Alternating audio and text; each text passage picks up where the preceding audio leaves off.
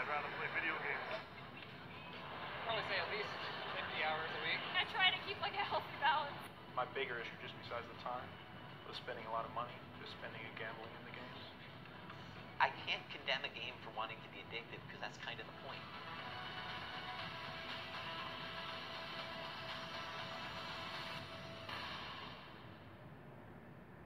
I'm Ahmed Chaboldi, and I've been looking into the dark side of tech, from facial recognition to fake news.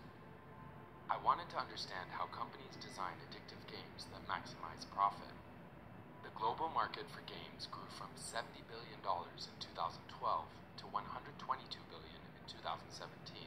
By comparison, global box office revenue for films in 2017 was $41 billion. We're in Boston at one of the biggest gaming conventions in America, maybe even the world. And I don't know where to focus or where to look. Gaming has gotten so big that watching others play attracts massive crowds. And 2/3 of American households now play video games, according to the Entertainment Software Association. Do you play a lot of games still? Yes, not as much as I used to. Why? Time? But how much would you, when you were playing a lot of games? Like, I mean, I would say like 30 hours a week at most, but is it? Yeah, I know, right? Why, is that not a lot? Those numbers up. Those are rookie numbers. Why, do you play still? Yeah, for sure. Probably say at least 50 hours a week. Wow. Pretty much all my free time. All your free time? Yeah. Is it ever, I mean, is it tough? Do you ever, like, lose track of time? Some games can definitely kind of make you lose track of time more than others. But it's definitely harder to balance kind of work life, personal life, and video games. I kind of cut out the personal life part, focused more on the video games currently. Do you ever feel addicted to these games? Or one game in particular? I don't think so. Like, I know when to step away. Because, like, I understand, like, some games, like, you know, they'll make me, like, really upset. It's like, okay, I need to step away, do something else. One study estimated that 9% of teen gamers are addicted. With an estimated 2.6 billion people playing video games globally, it's not a limited issue. After I heard that the World Health Organization was classifying gaming disorder as a mental health condition this month, my reporting brought me to a gaming rehab near Seattle. You spent 8 weeks there, yeah. I was playing, on average, between like 12 to 16 hours a day. So it would just be, I would either be playing video games, watching porn, watching some show, or I would be sleeping. Every day. Yeah. John Jones is in phase 2 of the program, living in an apartment provided by Restart, but free to roam the real world. A flip phone to start out with, and no computer use would only be at corporate in the computer lab. My main excuse of rationalizing was like, I'm only playing so much just because I'm depressed, and that's why. Like, if I wasn't depressed, I wouldn't be playing. Do you think games are designed to be addictive? Yeah, and even like, You didn't even hesitate. Hillary Cash founded Restart after seeing patterns related to gaming and screen addiction. My first case was in 1994, and throughout the 90s, people were coming in for therapy. Parents are handing their devices to their kids, and it's going to really impact their development and prime them for addiction. Even if they're not addicted, they're going to be primed for it. So I think it is a growing problem. The initial 7 weeks of resident care at Restart cost nearly $30,000, but Charlie Brackey said it changed his life. Do you feel anxious, shaky? Very much so. There's very, very real physical withdrawal symptoms to video gaming. How serious a problem is this? I was so depressed that I started researching how to kill myself on my phone because I couldn't get up and go to the computer to do so. There are concerns about the effect of games on kids, since nearly half of gamers are under 18 and mostly male. And teens who spend 5 hours a day gaming are 71% more likely to be at risk for suicide than those who spend less than 1. It just kind of spiraled out of control until I was gaming 16 hours a day. There are few screen rehabs, and experts are divided on the best routes to health, though at Restart, a complete digital detox is required. I don't play games at all. If it's digital and gaming, I don't touch it.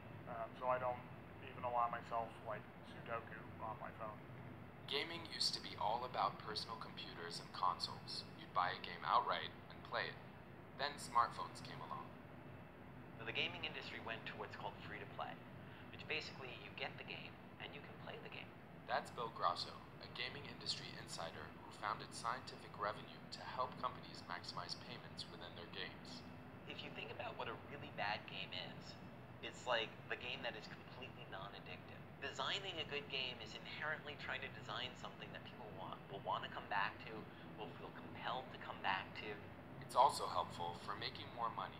As games transitioned to free-to-play, the selling of virtual goods became crucial. By 2016, Grand Theft Auto 5 had sold more than 60 million copies, but the free version, GTA Online, made more than $500 million on in-game microtransactions. My bigger issue, just besides the time, was spending a lot of money, just spending and gambling in the games. I will joke about it in the games. Like, Oh, really? Like, oh yeah, I just spent $600.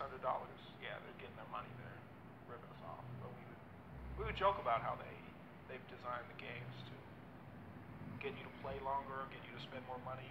Now I get to pay too much money to open loot boxes. Loot boxes amount to a randomized purchase that may or may not contain what you're looking for. It's very definitely the same thing as a roulette wheel, but it's very definitely aimed at sort of the compulsion and addiction side of the game, or of the human personality. I think loot boxes are straight up gambling. It's something that keeps people coming back, keeps people grinding in the game, playing it longer and longer, and because you can't just buy what it is you want, you have to keep forking money over. Last year, one game company caught so much flack for the practice that they've advertised a game this year with a simple message: no loot boxes. Belgium declared loot boxes illegal gambling in April, and American politicians like Senator Maggie Hassan have also questioned the practice. Do you agree that children being addicted to gaming and activities like loot boxes that might make them more susceptible to addiction is a problem that merits our attention? So it'll be like 300, 400, and then it's like, okay, well, I'll keep going until I get it. And like if I don't get it after a couple $100, then I would get like really depressed, and sometimes I would just keep going. Like I already spent 400, well, I'm just gonna spend until I get it. Loot boxes are also one of the best ways to bleed whales dry. What is a whale? So whale is industry terminology for someone who spends too much, fundamentally. It's one of those really unfortunate things in that it's really a piece of terminology that comes from Las Vegas. Whale was casino terminology for really, really big spender. Bill Grosso caught flack last year because, as his website brags, his company works to turn free users into paid ones and keep more whales. But during our interview, Grosso walked that claim back. If you look at some of the coverage of Scientific Revenue, where people have said, well, they spot whales and then milk them at the psychologically maximal moments. There's no truth to that. None whatsoever. We're not that good. The claim remains on their website, and game companies remain focused on whales. They'll spend 10, 20, 30 grand. They're the people who keep the game alive because they spend so much money. Right. Yeah. You wouldn't call yourself a whale? No, because I was more like a low. Because I did spend a lot with like 8 grand in a year. That's a lot of money. Of course, it's not just games. The reward systems built into games are also built into our phones, and no method is off the table in the battle for our attention. My name is Nir Eyal, and I'm the author of a book called Hooked: How to Build Habit-Forming Products. Nir told me how to use gamification and psychology to make apps that will keep people coming back. So every hook starts with a trigger. A trigger is something in our environment that tells us what to do next. A ping, a ding, a ring, some kind of notification that tells us what to do. Then the next step is the variable reward. It's some kind of uncertain outcome that we're looking for, right? So scrolling the feed has this variable reward mechanism, just like pulling on a slot machine. And then finally, the investment phase, where we put something into the product, like data, followers, content, reputation, that makes the product better and better with use. Eventually, we're using the product because of an internal trigger. When we're lonely, we check Facebook. When we're uncertain, we check Google. When we're bored, we might check the news. We might check stock prices or sports scores to satiate that need.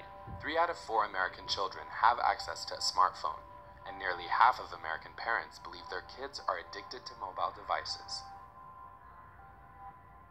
For now, both gaming companies and rehabs will profit, while gaming addicts are left with few resources for recovery.